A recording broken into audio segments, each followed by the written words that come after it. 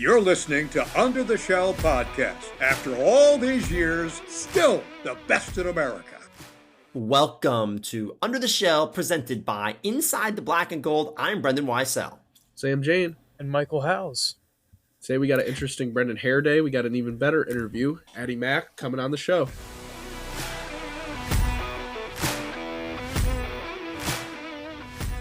Pleased to be joined by freshman guard from the Maryland women's basketball team, Addi Mack. Addi, thanks for hopping on.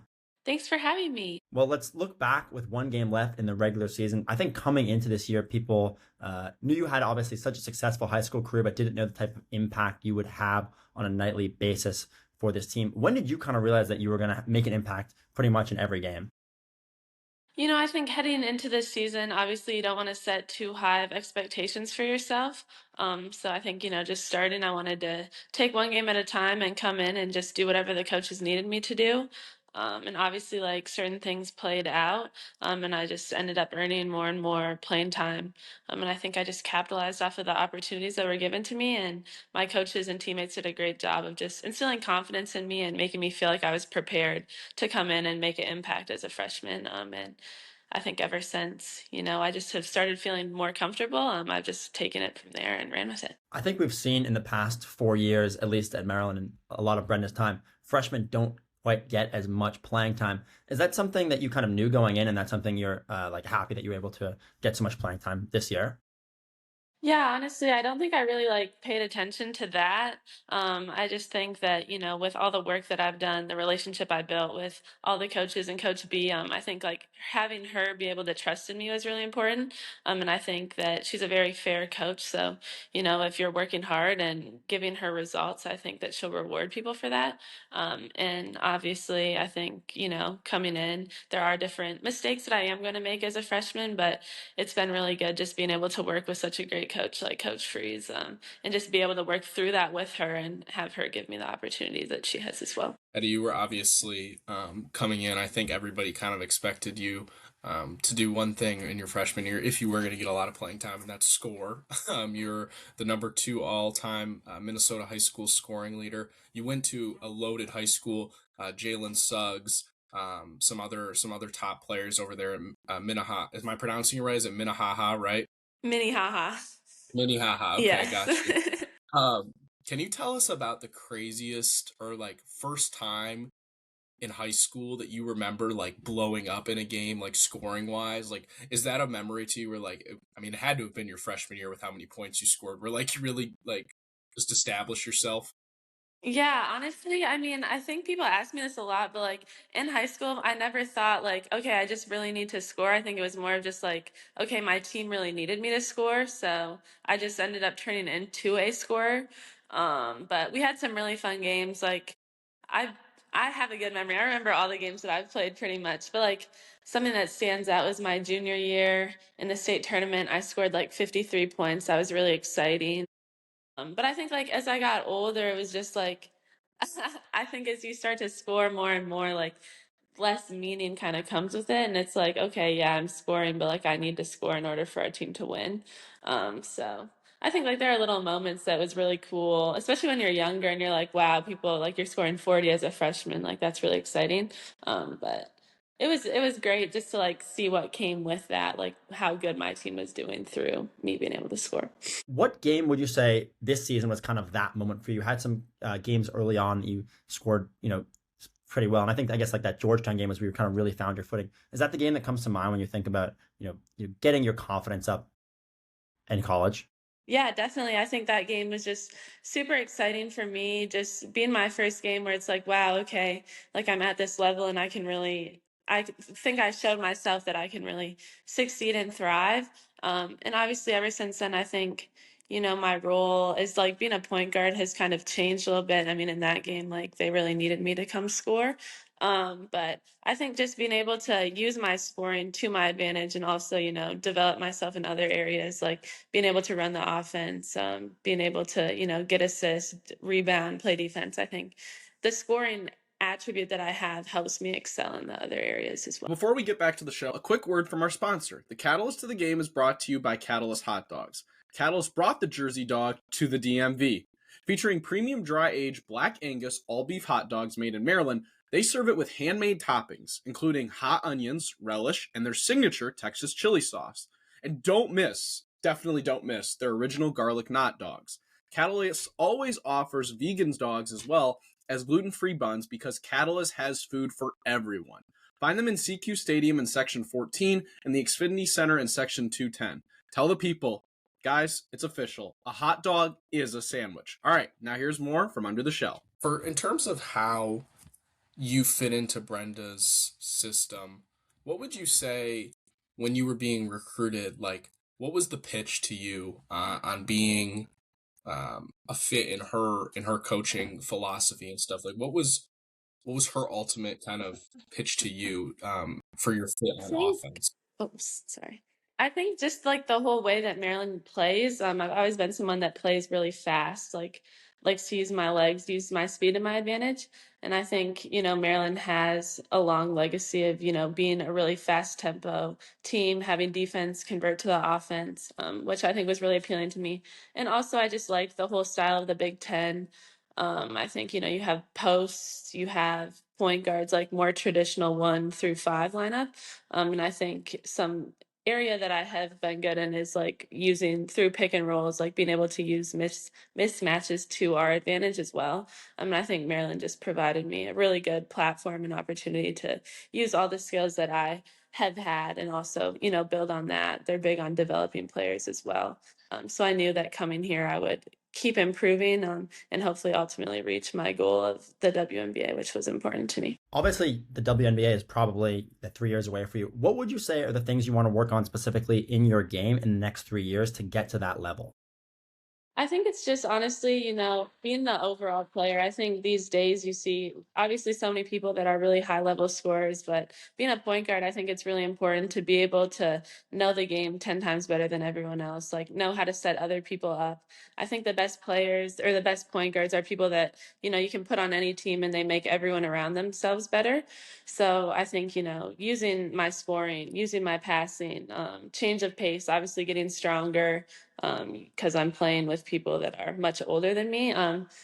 But I think, just improving in all aspects would be something that would help me get there eventually. One of those games that I think you really showed your ability was Minnesota when you went back. I read that you had the team over for a family dinner that night.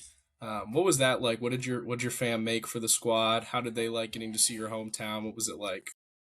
It was really cool. I think just like that being our first Big Ten game of the season and like our first away Big Ten trip was really fun. But we had everyone over. They catered some food, like the training staff that worked with my parents on that. But it was like really snowy. It was like really Minnesota. The weather was perfect. Like it was awesome just being able to have everyone come to my house. It was really good for me. I was really excited to go home as well.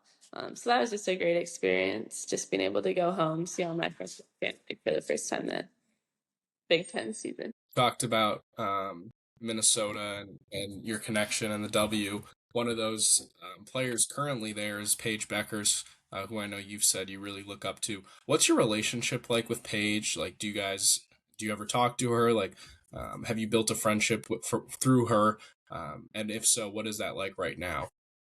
Yeah, I think obviously when I was younger, she was like the person that everyone looked up to. Like I remember going to her games, asking her for pictures after the games. Like that was kind of the fun event to do. And I have like talked to her every once in a while since, she was in Minnesota and she went to UConn. But I think it's cool now because like Sailor Poffenbarger was teammates with Paige. So like now that I'm in college, like I have different connections like through her. But it's just so cool to see what she's done and how she's put Minnesota on the map and to like think that I could even be in that conversation about being someone from Minnesota and having little girls look up to me the same way is really special. Well, you brought up Sailor. Obviously, want to talk about your relationship with her. Seems like you guys have become so close even before the season and throughout the season. What is the beginnings of your relationship? How did it start? Obviously, you're on the same team, but what kind of led you guys to be so close? I think honestly on my official visit last fall, she was like my host. And I think, I think the coaches saw that we would get along really well. But she just did a great job of like reaching out even before I was committed here and just making me feel like there was someone who could answer any questions I could have, someone who like really could see me here and kind of helped me realize like, okay, maybe I do want to come here. And ever since then, it's just been great being able to have someone. She's so selfless. Like she's helped me in so many different ways. And ever since I got here, whether it's like, okay, you need to run to the store and get something, like she helped me with that. So I think that's kind of what started our relationship. And ever since then, we've just realized that we're super similar. We like to do a lot of the same things, and it's been really fun having to get a best friend out of this whole experience as well. How do you think that has translated onto the court? Yeah, definitely. I think it has. I think just that trust piece, because I think, when your teammates have your back outside of basketball, I think that really translates. And honestly, I feel that way with all my teammates. But I think with her, just she loves the game of basketball. I think something that we do, like we both love to watch basketball as well. So we spend a lot of time watching different games together, which is really fun. And I think just knowing the way that she plays, like her shooting definitely is a strong asset of hers, and me being a point guard, like knowing how to get her the ball and ways she can be successful. I think that's how our relationship translates well. You two are two of the only players I think, in the preseason regular rotation that have stayed healthy the whole year. I mean, I know you had a little injury there in the middle of the season, but how frustrating has it been for the team just to have to go through all these injuries? You've seen Bree go down, Kayleen, Leah, like all just kind of devastating leg injuries. Mhm. Can you just take us through the mentality of how tough that can be for not only them but for the team as a whole when those injuries hit? And I imagine it starts to feel like they just kind of pile on and pile on. Mhm. Yeah, definitely. I think, we have had quite a few season-ending injuries, which you never want to see. And then obviously like little nagging things as well. But I think this group is just so special in that we all have each other's back, and we have that next man up mentality. And I think we have that depth that has allowed us to still stay successful through these injuries.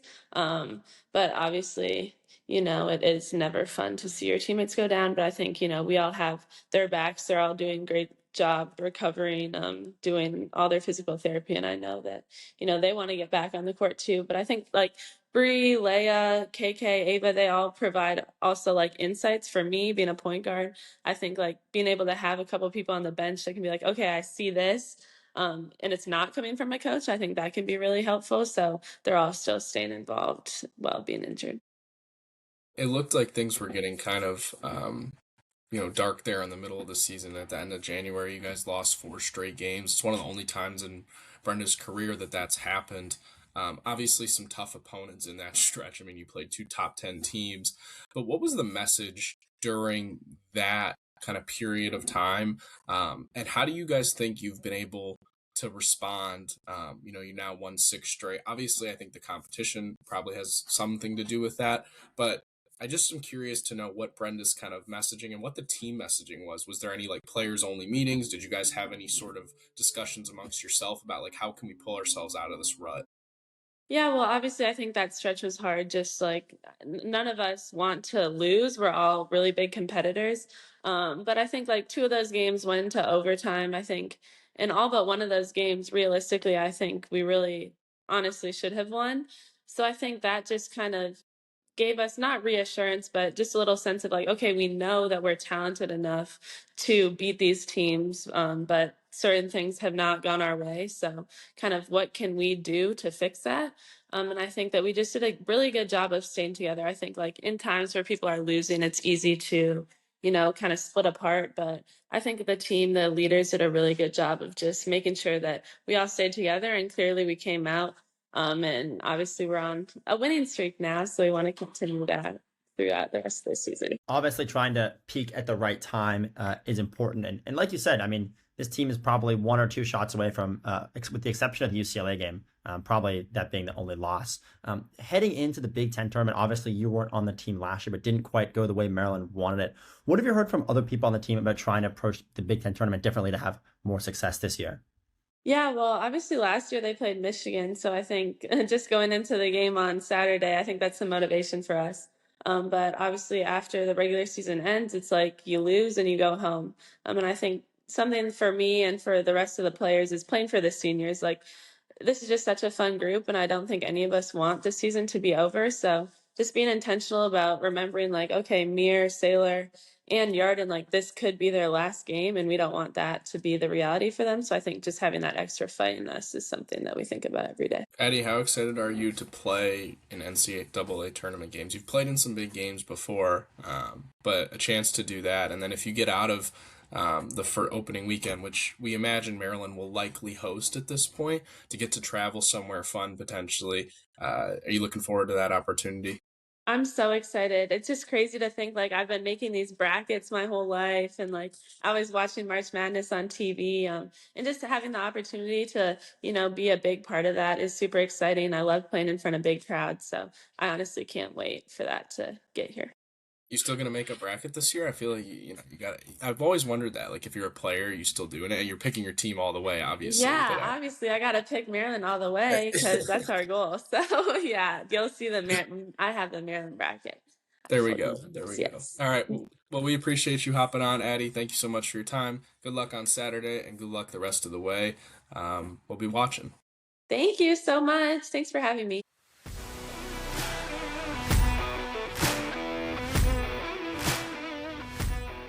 Well, the women's basketball team is set to open up their tournament, and it's March, guys. Officially, March Madness begins.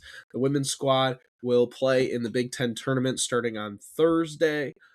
Should be an interesting tourney. They did not make it within the top four, so they'll have to play an extra game. But Addi really detailed for us kind of what's going on with the team this year. She was a super fun interview. Awesome freshman. I would not be surprised if she's another line in the same lineage as a first-round pick for Maryland women's basketball guards. It's been a big thing over recent years. So good to hear from Addi. Let's talk a little Terps women's hoops. Mostly want to focus on the Big Ten tournament because obviously a disappointing loss to Michigan to end the season really killed kind of some of the momentum they had won 6 straight, and then Michigan, I think, kind of showed there's maybe a different class of the Big Ten. If Maryland wins their first round game, they will play Michigan again, so there will be a decent chance for revenge. Guys, these tournament settings are super interesting. I've covered one. Michael, you have not, right? You haven't been in a Big Ten tournament? I've been as a fan. Okay, yeah. So these are super unique styles of games. It's almost like a different type of season within a season. And Brenda has shown that she's generally one of the better coaches in these type of scenarios. So Maryland will start with either Oregon or Purdue at 9 on Thursday. And then if they win that, they'll play against Michigan. Obviously tough tournament, right? You have to play a team who you just lost to by 20 or so. But if Maryland is going to come out victorious, especially in that second round game, if they were to beat, Oregon or Purdue, what would have to happen on your end, and how confident do you feel that Maryland's going to have the coaching advantage in most of these matchups, right? Like Kim Barnes-Rico, great coach at Michigan. Corey Close, obviously really good with UCLA. But there aren't a lot of coaches I would take in this type of tournament setting over Brenda. Would you agree with that? Yeah, but I'm not sure how much it's really going to matter. And the bigger issue, there's two bigger issues. One, Michigan's had Maryland's number. And the other issue is just the depth of this team. You mentioned what would have to happen. Maryland would have to get out to a lead, I think, against Michigan. And that's saying if they do win their first round game against Oregon or Purdue, Oregon, a team they lost to earlier this year, I would expect them to win that first round matchup on Thursday. And then that Friday game against Michigan is going to be tough, right? I think the biggest issue for them is that when they played Michigan last year in the tournament, they got absolutely destroyed in the first 12 minutes of that game. They were down 31-6. Yes, 31-6 before the 8-minute mark in the second quarter last year when they played Michigan in the Big Ten tournament. I know that's a game that still haunts them. They ended up coming back in that game and making it close for a bit and ended up losing by about 20 or maybe more. Definitely a game that still haunts them. They would have to get out to an early lead. The biggest issue that I see is depth. The way this team has played with minutes, with Yarden guards aren't playing full games, that's not something you can really do 3 days in a row. Even if Maryland is to beat Michigan, I don't see them being able to make it to the finals on a purely depth issue. What are your thoughts, Sam? What are your thoughts, Mike? Yeah, I mean, I kind of agree with you with the mantra of you've got to start pretty well. I think if you look at the most recent Michigan game, it wasn't really the first quarter, I thought, but more so the second quarter, where they play really bad. They're down double digits at halftime. And yes, you cut the lead down to 10 in the third quarter, but once you start falling into a hole, it's really hard to get out of it, especially if it's double digits. And it was too much against the Wolverines recently. So it's going to be interesting to see if they do match up again in the Big Ten tournament. Yeah, Maryland, one thing they've struggled with defensively this year is guarding the perimeter. And Michigan has three of the best guard trio in the conference. And I think that presents them with a pretty tough matchup defensively. And I'm very interested to see if they get in that second game. But I do want to talk the year that I covered the Big Ten tournament, Maryland had somewhat of a similar situation. So they were higher seed in that tournament, but they won their opening round game. It was kind of a tough battle against Illinois, I believe it was, and then they play Ohio State, who had been kind of one of the better teams in the country. I think they were around what Michigan is ranked right now. I think the eighth best team in the country or something like that. And it was, you kind of went into that game being like, oh, I don't know. And then Maryland absolutely came out guns blazing and smoked Ohio State. They won 82-61 or something like that after they had ended the year losing to the Buckeyes in Columbus. So just to mention that, I think obviously way different teams, but Brenda's been one of the best coaches at this tournament, and I think that absolutely will and should count for something. I think that's super fair. I think I've been saying it all year that this Maryland women's team is good enough to make it to the finals of the Big Ten tournament. They dodged a bullet in the sense that they're not on the same side of the bracket as UCLA. If this Maryland team beats Michigan, they could legitimately beat Iowa or Ohio State or whoever's going to end up being the team that would make the semifinal from that side of the bracket. Maryland can beat those teams, and they've shown that they could. I just think Maryland winning 4 games in 4 days, that's not something this team is built to do. I'm not saying it's impossible. I'm just saying it's a much more difficult challenge. You saw it happen the year you're talking about, where they had a much shorter, a much shorter bench in that Ohio State game. I think they only played 7. I think they played 7 people. Like 6 or 7 people. Yeah, they played 7 people, and Emily Fisher played 9 minutes, and Ali Kubek played 23. The rest of the starters played the minutes.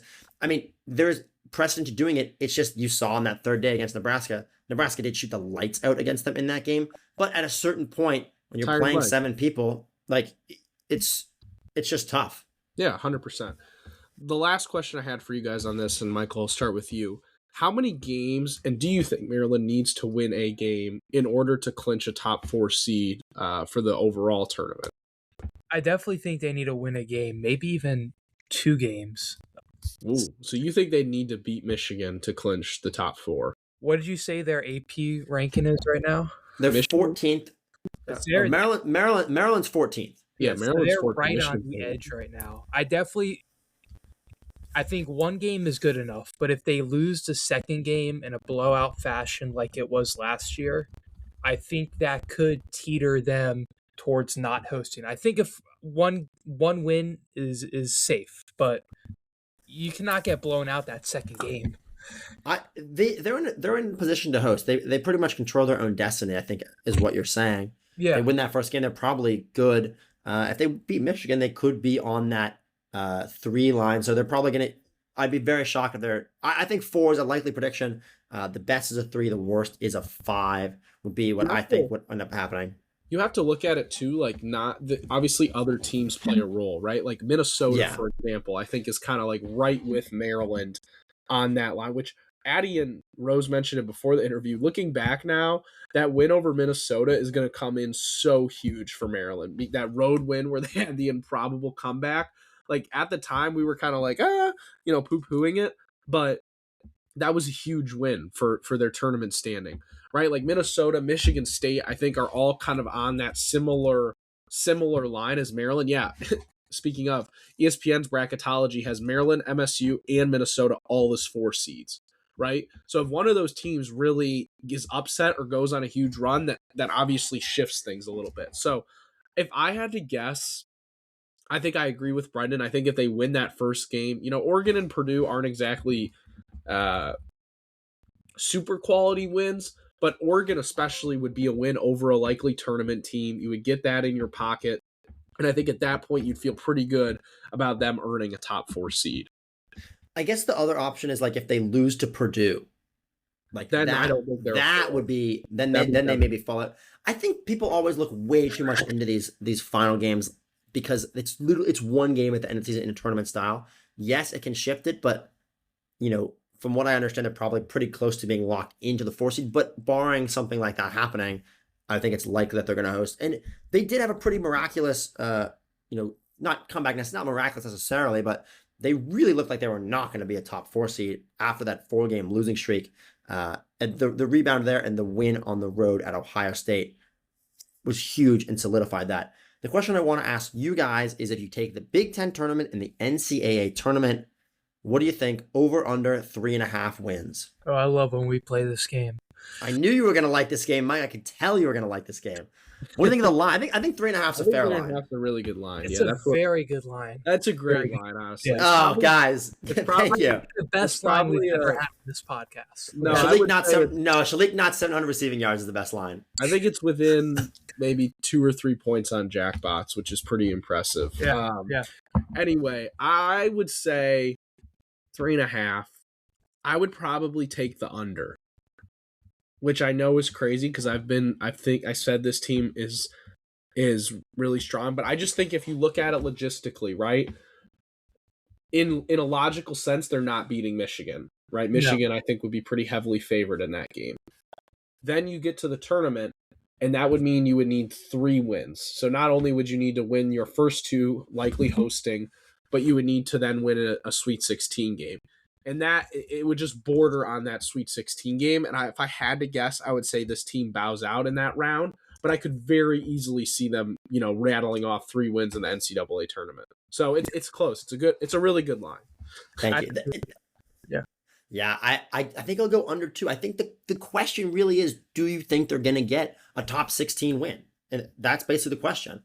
If you think they're going to do that, then you probably say you take the. They haven't really done that this year. I mean, they beat Michigan State on the road. That's probably their best win, right? Ohio State on the road too, I guess. But those 2 wins, yeah. Yeah, those 2. Other than that, they haven't exactly blown away in ranked opponents. Weirdly enough, their 3 best wins are probably the 3 games on the road, right? Michigan State, Minnesota, and Ohio. Yeah, very interesting. Well, I think we'll take that line before we get off of women's basketball. Mike took the under as well, I believe.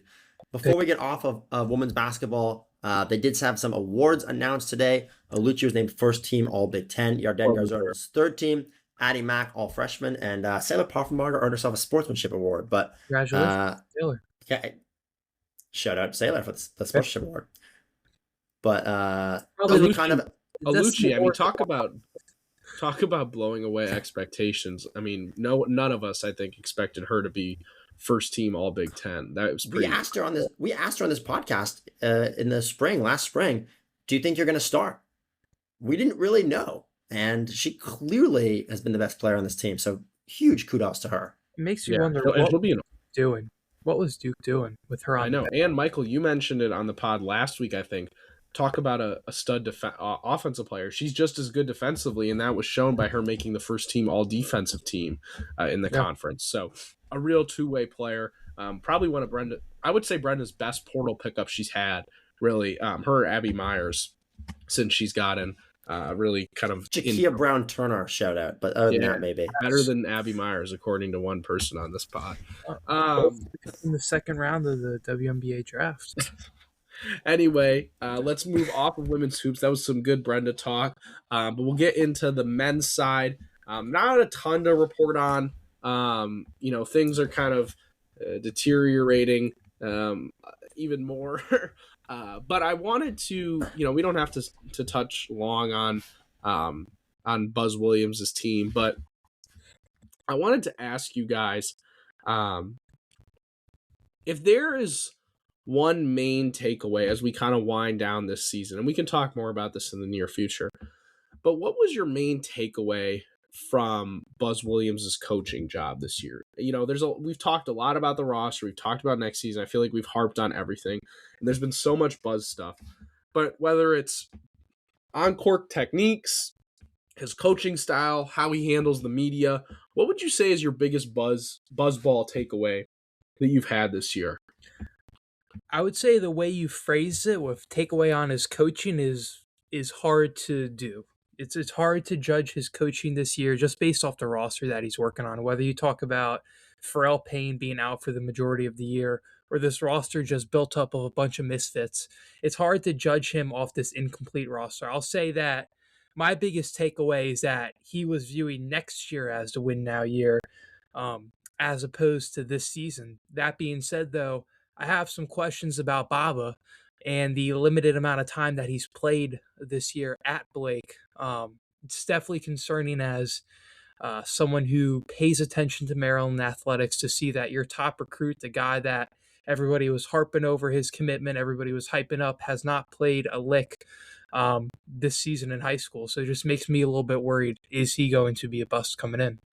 We'll touch on Baba in a sec because I think that's a really good point. But Daryl Peterson vibes for sure. Shout out Darren, not Daryl. Daryl, sorry, my bad, dude. Thanks, Sam. He hasn't played. I haven't even bothered to remember his name. Exactly. I think the biggest takeaway from a purely basketball perspective has been the games that you thought they were going to win. They haven't won a single one of those in Big Ten play. Maybe except for the Penn State game. I guess there weren't a lot of games they were favored in, but even those, like the 2 losses to Rutgers are games that you would think Maryland should be able to win. I believe Ken Pom had them favored in both games. Games against the bottom half of the Big Ten that they should have won or been more competitive in, they weren't. And I think a lot of that kind of came down to them being able to close out games. It's kind of nitpicky stuff because, like, I remember all the close games from last year that Maryland didn't close out because they ended up mattering for seeding and all that type of stuff. This year, it didn't really matter. So, like, not being able to close out certain games, like the Nebraska game this past weekend, where they legitimately had a chance to upset one of the best teams on the road had they played a stronger final 8 minutes. I mean, they were in that game for the majority of the game, but no one is going to remember that because it didn't matter. Like, if they beat Illinois this weekend, cool. Good way to end the regular season, but it doesn't have any implications. So that would be my main takeaway from that. I will say for mine, the most interesting thing to me is that coaching tendencies and philosophies in a new era of sports, I don't think always transitions over as much as we thought. What did we think that this Maryland team would be defined as, guys, when we entered the year? Defensive, really good defensive team, right? Yep. And a really good offensive rebounding team. We kind of always said that that's what's defined Buzz Williams, at A&M and stuff.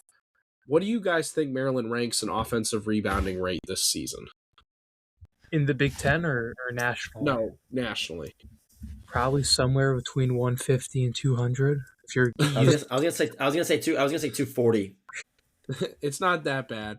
86th, but a lot of the teams below them are, Little Rock, Incarnate Ward, like these type of teams. They're at the bottom of the Big Ten with a 31.5. Incarnate Ward.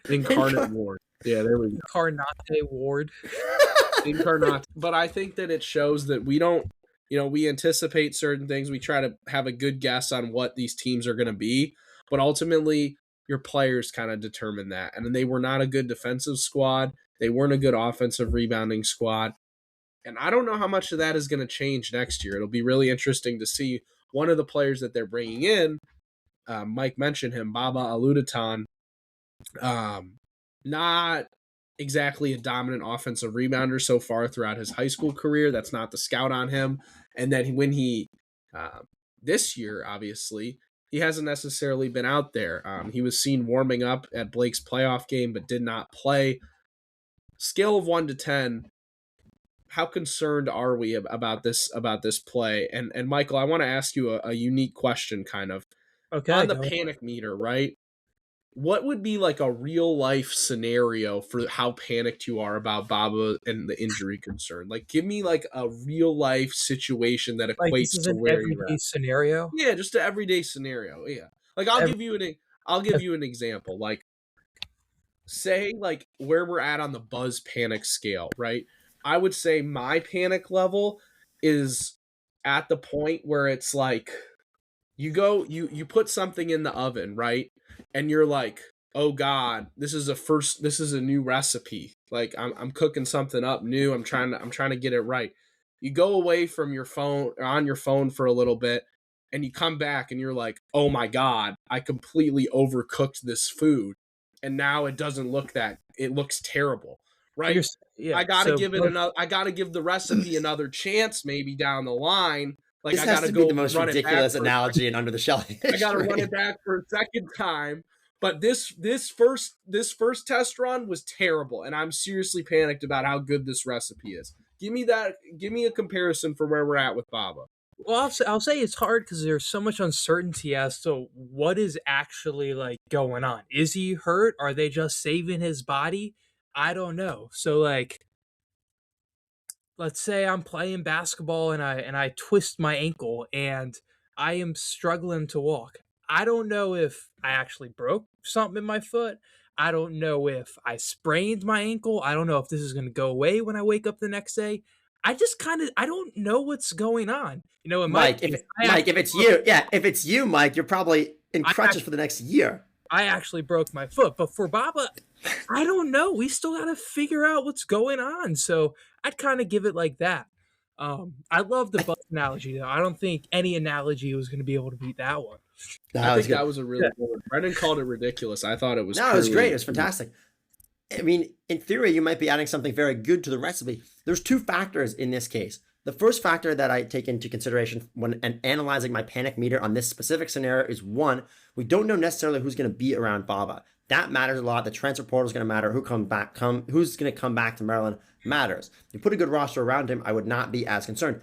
The second thing, is that because Maryland was so bad this year, the panic meter is way higher because there's a lot more pressure to succeed. If Maryland had been a tournament team this year and you were adding Baba to that team, even if Pharrell Payne had played and left, the optics are very different. Because of this, I will put my panic out of 10 at a 5. It could end up being pretty detrimental to Maryland. We haven't seen him, obviously, in the past year, so we don't really know exactly what's going on. But the other thing is that because, on top of that, Maryland has been so bad this year, there's so much pressure building on Buzz and on this team. And so it makes it a worse situation than it could have been. Do you think that Baba has as much pressure as Malik Washington did coming in as a freshman? Do you think he has that much pressure? I think it's similar to the pressure that Derek Queen had. Okay. Because Yeah, I wouldn't say both teams off bad, like both players came in off a bad year. This one worse than the Kevin Willard second year, and they were kind of expected not necessarily to be the savior. I think Malik had less pressure probably Really? because in football it's very different. People don't hold Maryland to as high of standards in football, and also sure, an incredible quarterback can do a lot. People also knew the roster that Malik had around him and understands the impact that a freshman quarterback can have on a football team is way, way, way less than a freshman basketball player can have on a basketball team. Sometimes the freshmen are the best players in the country basketball. Think who Duke has had the past 2 years, but it's very rare that that's the case for football. I could not tell you the last time a freshman was the best player in the country on a football field. So just the way those two sports work, it's different. The one comparison I want to talk about with football and basketball is just how terrible they've been in Big Ten play. Maryland is probably not going to win another game for basketball in Big Ten play. Men basketball and football having a combined 5 wins in Big Ten play. If you had told me that before the start of 2025 this year, I would have looked at you like you were absolutely insane. I probably would have taken a 5th year. I mean, this is ridiculous. Yeah. The thing that I feel like the worst for in this situation, I don't think Baba's like in a serious position to be hurt. I feel bad for Blake, right? You get a player back. Like, how often do we see a 5-star like this, like, stay at a high school that's a public high school in Maryland, right? Like, all these guys usually go to like a prep somewhere in the WCAC. Like, he stayed and everyone's like, oh my God, this is so cool. and then he hasn't really played like at all this year. It just kind of sucks that you think you get this type of caliber of player, and then you don't actually. It's like kind of ripped away from you. So I would put my panic level like a 3. I don't think that it's anything you have to worry about particularly, but I think Brendan makes a really good point. They're obviously counting on him to play a huge role next year, right? We'll have to see what happens in the portal and who they add, but regardless, he's going to need to be a top level scorer kind of out of the gate. And so it'll be interesting to see how tough of a transition it is for him moving forward. Should we get off of basketball, guys? That was 24 minutes of a lot of really good talk, I feel like. But let's move on to some different. I think it was great. Should we talk a little baseball? Lacrosse or baseball? You know Oh, what, Mike? no, Michael wants to do baseball. You know what, Mike? God. Mike, here, take the mic. Let's talk baseball. Let's bore the viewers for the next 25 minutes. Hey, they had a good weekend, though. They had a good weekend. Yeah, well, since the last time we recorded and we had a little bit of a fiery debate on the show last week, the Terps are now 4-0 since then. They beat Delaware in that midweek baseball game, and then they swept Wagner during the weekend. Wagner now, important to note, Wagner is 1-8 this season, so it wasn't tough competition by any means at the Bob this past weekend, but it is a sweep. And the Terps now have a winning record. So they're going to be playing Delaware Wednesday, the day this episode gets recorded. And then they're going to have a tough weekend series against Troy. In that Troy series, I'm kind of viewing it as like a litmus test as to where this team is. You had a really rough weekend at Louisiana. You bounce back against Wagner. Troy is a decent team. Let's see how they perform this weekend. Mike, I have to ask you this. Last week, the title of the Under the Shell podcast obviously talked about Sean Johnson. But then it was, should you push the Dirty Terps panic button? Do you think they saw this? I think they saw this and said, no, it's not time, and then swept Wagner. Yeah, I mean, I was never pushing the panic button on this team yet. It was so early into the season, 2 weekends in, and people were pushing the panic button like my buddy Sam on this podcast. You know, there are some things I do want to see improved. I think they need to figure out what Christopher Cespedes' role is in this pitching staff. Is he a starter? Is he a closer? I don't like this long reliever stuff. I don't think it personally works for him. And Antonio Morales, he was playing center field for them. He is out for the rest of the year with a thumb injury, so that's pretty big for them. But they also have Bud Coombs, who can play center. He's also been battling some injuries. But, I mean, they might have... I want to say to the viewers that Michael telling me that I'm panicking and then celebrating, oh, well, why did anybody panic after they beat Wagner, who I again mentioned this last week, is probably the worst baseball team. And not only did they did beat Wagner, congrats. They walked them all Friday night. They walked them off. I think you just said his exact points. That's not a flex, right? Like, these games were not like a huge blow. I mean, they won 21-4 on the Saturday. They did. And then they beat them 15-10 on Sunday. Yeah, 15-10. So you take out the massive win, right? They have a 5 run differential across 2 games. Listen, I agree. This is a huge test this weekend. 5 run differential. I said you take out the game on Saturday. Yes, okay. Yeah, take out that game. Yeah, exactly. So let's just quiet down and let me talk. You look at this weekend as a massive series. I agree. This is a huge barometer. And I asked my good friend Michael this weekend, if Maryland doesn't sweep this game, their chances of this series, their chances of an at-large bid in the tournament are very low to me, because then you're looking at, say they lose 2 out of 3. Michael, that would put them in a dire situation for the tournament. So I don't think it's hyperbole to say this is one of the biggest non-con series that Matt Swope has had in his time in College Park. Absolutely agree. Absolutely agree with that. They need to beat Troy. They need to win 2 of 3. They need, and you could argue that they really could use a sweep. I don't think if they don't get a sweep, change the narratives. Definitely. Now, do I think that will happen? No, I think they'll get swept. But this is a huge series for Swope and company. Yeah. Let's move off of baseball. There was an awkward silence there, guys, because we're used to Michael filling up at least 10 minutes of baseball talk. Well, I do want to say another interesting thing I've seen through baseball season so far. I think the big news of the offseason was shortstop Chris Akopian transferring out from Maryland, going to Texas A&M. How many games would you guess Adekopian has played so far for Texas A&M? They've played 12 games so far. How many would you 5. guess? 11. He's played 3. Yeah, and then what happened in the game that he just came back in? He's Tell me played what 3 games. He's Tell me played what his 3 stat, games. tell me what his stat Played line 3 was. games. Tell me what his stat line was, Michael.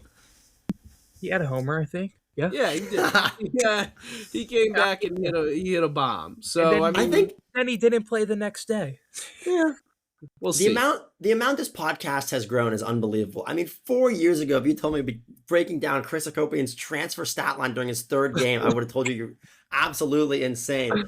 Before we get off of baseball, is Troy like really good? What am I missing here? Troy, Shouldn't Maryland win this series? I mean, Troy is 5-6. They are 5-6. This is who we're But hyping up. last year they were 39-21. So this is a decent program. Let's see. Yeah, I need Big Ten play to start. This is ridiculous, dude. exactly. They Brendan, fell in the Sun Belt Conference. Can Big Ten play just start? they're a solid team. I think this is the type of team Maryland needs to win the series. Yeah. Let's move off. It's a of litmus baseball. test for sure. Yeah, Litmus test, exactly. yes. Good What's word, your- B. If you had to give an analogy for your panic, No, enough Baseball. baseball. Let's go to men's lacrosse. Guys, things I think you can officially say you have a right to be seriously worried. You might want to push that panic button. Yeah, that panic button is like I have just crashed my car into a pond. Yeah, exactly. Your tried and true Thanksgiving recipe is no longer being eaten. Like things are bad right now. Terps fall to 1-3 on the year. In a weird turn of events, 11-8 loss. Eric Spanos didn't play. One of their best players. He's almost started. I think it's like 40 straight games. Did not see the field. And that really He cost had them. an injury. He wasn't. Yeah, I'm saying Yeah. he didn't play. Like it cost. It him, wasn't I think, like I'm saying it wasn't like it was a coach's decision. Like he was clearly injured. Sorry, Yeah, my yeah, bad if that wasn't clear. Yeah, they haven't played. He did not play, and they have not played their best lacrosse at all. I don't know if you say best ball, but they have not played good to say the least. Obviously, all three have come against top teams, but the schedule isn't getting easier, right? 5 of their 7 remaining opponents are top 20 teams, and one of them who is not is Michigan, who is also a very good opponent. I just think the biggest issue right now with this team, Brendan, is they don't have a clear identity, right? Like I think that's been pointed out by other people, and I think it's obvious when you watch the games. They don't have something they can turn to. There's not a dominant defense. The play and goal hasn't been as good as I think we expected. The offense looks lethargic. Like there just isn't a clear like path, I would say, that they have that they can rely on every game. Am I wrong in saying that? I think that's extremely fair. I think that the Notre Dame game really exposed some of those defensive weaknesses. Notre Dame went up, I believe, 10-4. Maryland battled back to end up losing 11-8. But a lot of those goals were too little, too late. They had a little bit of momentum at the end. I think you're perfectly right. I think after the first game, people thought this would maybe be more of an, offensive team with Leo Johnson, Chris Lyons being able to be those transfers to make an impact. But they just haven't had enough. And the thing I've gone back to so far this year, defensively has been their issue. As I've always said for Maryland men's lacrosse, when they hold teams under 10 goals, it's going to be surprising if they lose. Even the Loyola game, allowed 10, Syracuse 11, Princeton 13, Notre Dame 11. Henry Dodge had another solid day with faceoffs. Maryland won 14, Notre Dame won 9. If you look at that, you probably think Maryland wins the game, or at least is extremely close game if it's a loss. But a lot of those possessions did not do enough, especially in the second quarter when they really let the lead, second and third quarter when they let the lead slip away or let Notre Dame gain or build up a big lead. Here's the thing. They've played 3 teams that could legitimately win the national championship. Notre Dame has looked very solid. There's a reason they were the number 1 team in the country coming into College Park.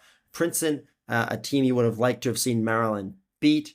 They don't get that one done. And going up to Syracuse to play, at the time, the number 2 team in the country. I mean, yeah, they're not great losses. They're games that Maryland has won. historically in the past, early in the season, the losses to Syracuse and Princeton were, out of character just for Tillman. But at the end of the day, this team can still make the NCAA tournament.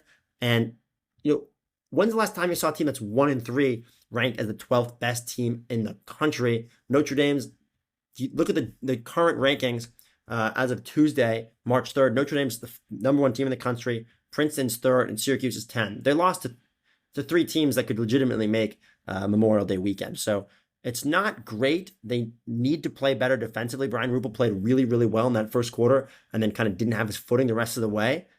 But this is a team that could still easily make the NCAA tournament and have a, do I want to say win the Big Ten? The Big Ten's pretty solid this year, but they still have a shot to win the Big Ten. They've just played very, very good teams, and they haven't been able to get the results. And so that's where a lot of the panic is coming from. But at the end of the day, this team is not so horrible. They played Delaware this week. They'll probably beat them by 30 because they're going to be so fired up. They're not horrible, B, and I don't think any of us are saying that. But I do think there's a legitimate worry that this team is not at nearly the same level that it's been in the past, 5, 10 or so years. You could argue this is the worst start Maryland's had potentially in John Tillman's time here, right? Like, it's been really. I think that's actually a fact. I mean, record-wise, obviously they're playing incredibly tough. Yes, how they're playing, but still, yes. Well, record-wise, it's a fact. You could make the argument. They don't look good, even when these are close games. They just don't. I watched the Notre Dame game, and it didn't look great. Ugly for sure. Let's go on to women's lax. Really quick, we're kind of running up here, so we won't spend as much time on women's lacrosse. But they had a good ranked win, beat Princeton. They continue to really thrive. These games are close, right? Like 16-12. Obviously, we talked about the win over St. Joe's. These aren't exactly like blowout wins that they're having, but they're getting the job done. And they're now up to the 3rd ranked team in the country. Kathy's got her team in a decent spot. I still don't think they're as talented as they have been in years past, but you can't complain about being the number 3 team in the country. Yeah, they looked really good against Princeton. I mean, they ended up winning by 4. It was pretty close all the way. I think Maryland's maybe largest lead was 6 or 7 goals, but they controlled. They never looked like they were in danger of losing. Sure, they didn't blow them out. Maybe the way Maryland did against Virginia, and it got a little closer down the line. Maryland's defense was probably the strongest part of their game, actually. JJ Soriano allowed 12 goals, only had 6 saves, but not her best game. But the fact that she did not have her best game and Maryland was still able to have such a decisive win was very impressive. Keely Block, Corey Edmondson both had 4 goals. Kristen Shanahan had 3. Lana Lapointe had 2. The 4 of them right there are so talented offensively, and I didn't even mention some of the other people like Kayla Gilmore, who had been so good for them last year. This team has a lot. They have a plethora, I would say, of offensive talent, and I do believe that is going to carry them pretty far. The women's lacrosse team has looked very, very strong, and they might not lose for a little bit here. They got Hofstra, James Madison, and then Oregon for the next 2 weeks. Their schedule got a lot easier after the first 2 weeks. There's 2 ranked games to start. Hofstra, James Madison is ranked 22nd. I would expect Maryland to win that game. Then they get Oregon, Penn, USC. That stretch not quite as tough. They could still definitely drop a game, but not quite as tough before they really get going in Big Ten play. But this team looks very good, and because of some of the struggles other teams have had around the country, this Maryland team looks poised to make a run this year. So definitely much more positive notes out of women's lacrosse as compared to men's. Yeah, real quick on some other sports. Softball above 500 for the first time since the season's opening weekend. Shout out Lauren Carn and company. There was an interesting article in the Diamondback about Maryland's financial status. They're at the bottom of spending and revenue this last fiscal year. That's something we've talked about before. I think this athletic department compared to the Big Ten. Yeah, they really need to revamp where they stand financially. But it was interesting to see that kind of analysis from the Diamondback. Good article. I don't really know what the solution is. They're going to have to find some unique ways, and they're going to have to win more in the main major revenue sports. So that was about it. Every team, every school across the country is really dealing with those type of issues in terms of where their athletic department sits. in terms of debt. So definitely an issue at Maryland, but they're not the only school having some of those issues.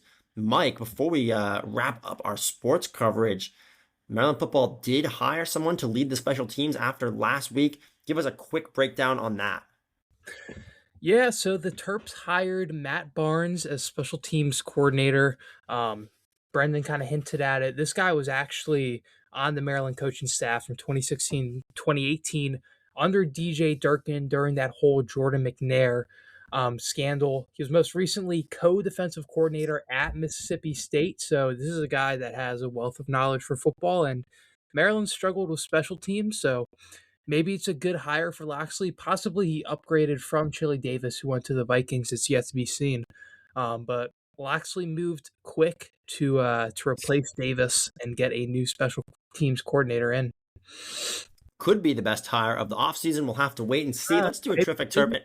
Nah, it's Randy, bro.